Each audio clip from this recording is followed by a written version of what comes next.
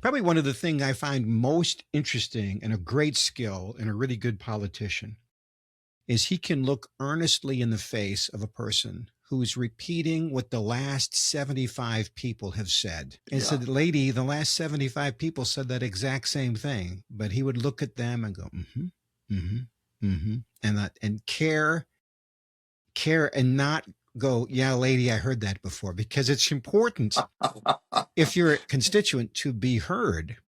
That's And right. it's Yeah. it's tiring to have to hear it. Am I right about that? Oh, yes. It's hard. It's hard. And then sometimes, too, you will have a constituent, particularly at unscheduled meetings of groups where you're just there and people just come up to you and start talking to you.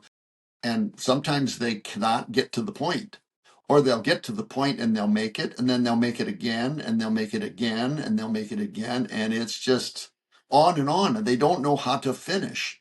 And so you would always have a staffer that would see that happening. They're kind of in the back, over my shoulder a little bit, listening. And they're there for two reasons. One, Governor if Jeff Dugard, we have an said, emergency department. I hate the governor.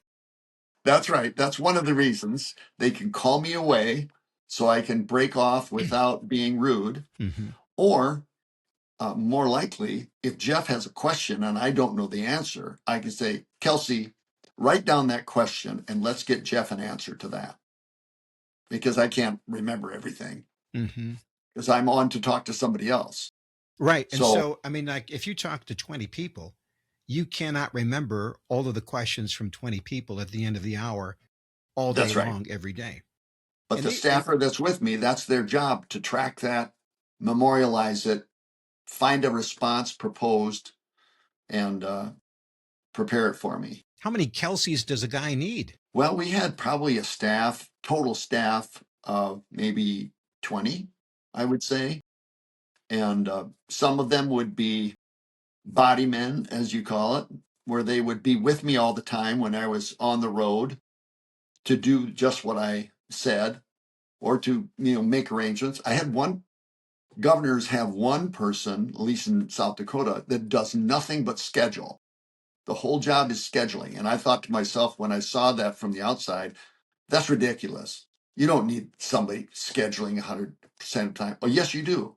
Because there's the scheduling, but there's the receiving requests for scheduling, which are much greater than time Mm. would allow to Mm-hmm. schedule. Mm-hmm. So if you get requests for 20 meetings in one day, you can't have 20 meetings.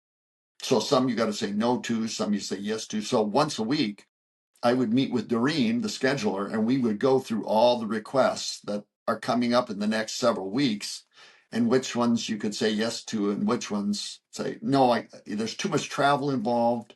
It kills too much of the day for just speaking as an entertainer, really. Because some groups, they just want the governor to come and speak, and really you're the entertainment, and you got to do some of that.